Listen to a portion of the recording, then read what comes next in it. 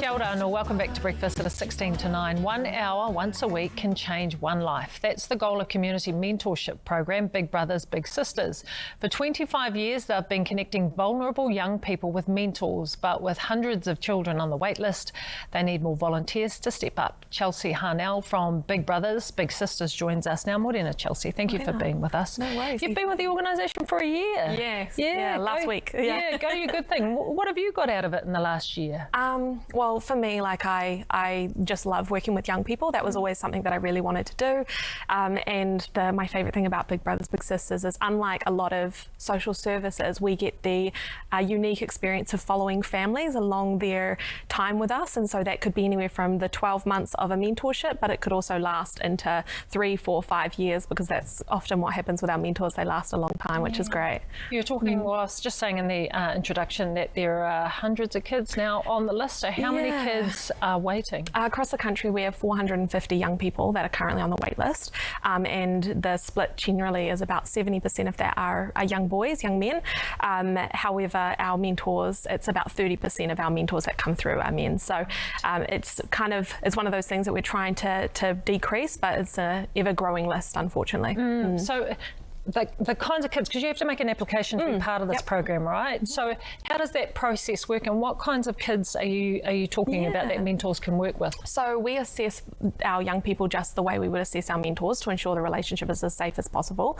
A lot of the young people that come to us are in single parent households, are dealing with some sort of childhood adverse experience, and so usually the mentorship is how we decrease the impact of that. So these young people may have experienced abuse, they may be not in school, it may be mental health related, but all the young people that we bring on are assessed to ensure that they're ready for a mentor. So if they're going through trauma actively, we wouldn't bring them and be ready for a mentor, because obviously our mentors are all volunteers, they're not professionals as much as we train them. So we make sure that those young people that we come through are ready for a mentor, and all of them want a big brother or a big sister. So you're talking about the kids that come through, about 70% of them are boys, but you only have 30% of mentors that are male. So you need more males, right? That's where the big gap is, unfortunately. And it's just trying to break the thought process sometimes for people around males potentially coming in and putting their hand up to support young people, but actually our male relationships and our male matches, they tend to last the longest. So it's really meaningful and really impactful for our kids. What is the expectation on your mentors? So it's a minimum of 1 hour. Generally I say 2 hours when you think about traffic and all that fun stuff, but it goes for 12 months, and then after that 12-month period, that's when we sit down and we'll be like, okay, is it going well? Do you want to keep going? And that will keep it going into the years after if they choose to.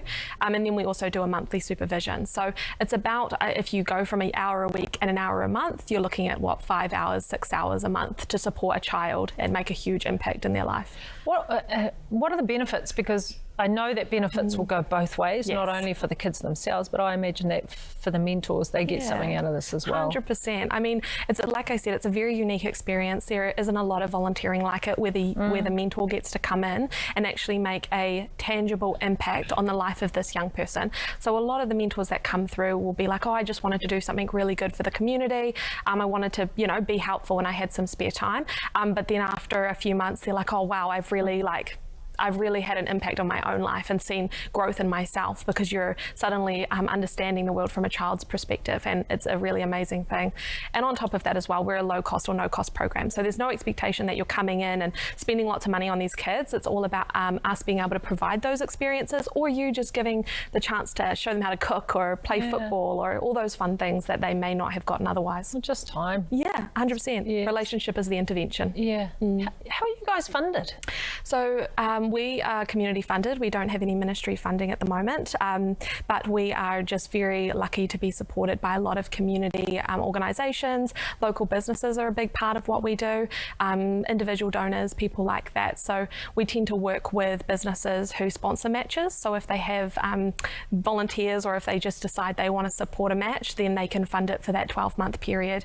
And that just helps us really be able to match more kids, because, unfortunately those two things always connect. If we have people sitting at home that go, yeah, I could be interested in that, want a little bit more information, where do they go to? Jump onto our website, so Big Brothers Big Sisters New Zealand, and if you're interested in being a mentor, if you're interested in donating or being a business partner, it doesn't matter. You can just reach out, and it doesn't mean you're cemented in, obviously. It just means someone will get in touch with you and be like, hey, this is what we do, and give you a little bit more information so you can make a really educated and consented choice. You were talking about the fact that there are 14 branches around the country. Yes, So do you have to be living in those places in order to become a big brother or a big sister? So within the proximity of wherever the branch is, generally we, like our Auckland branch, for example, covers from Papakura to Albany, Nelson is obviously, and Christchurch. All of them cover the full city, and we have different areas. So you just got to reach out to them and figure out how close you are. Our main goal is to match all of our matches within a 15 to 20 minute radius of each other. So it doesn't mean that if you're willing to drive a little bit further, you might have a little bit more access to a branch as well. The kids that you have go up to 18, is that right? Oh, so the kids we match are 6 to 12 years old, but once they're on the program, they can stay until they're 18 years old. So if we have a mentor that's like, I'm going to do the full 12 years, then awesome, but otherwise you can also just stay 1 or 2, and generally we get a 3-4 year lifespan, I'd say. Okay, and what about mentors? Is there no ages around that? No, I mean, generally we say over 20, 21, because obviously there needs to be an age gap between the young person and the mentor, but otherwise, just reach out. It's for anyone, and there's young people that are needing a younger mentor, an older mentor. It doesn't really matter. It's just about the time and effort willing to be given. Beautiful. Chelsey, thank you so much for your time this morning. Chelsey Harnell, BBBS Program Manager. Thank you.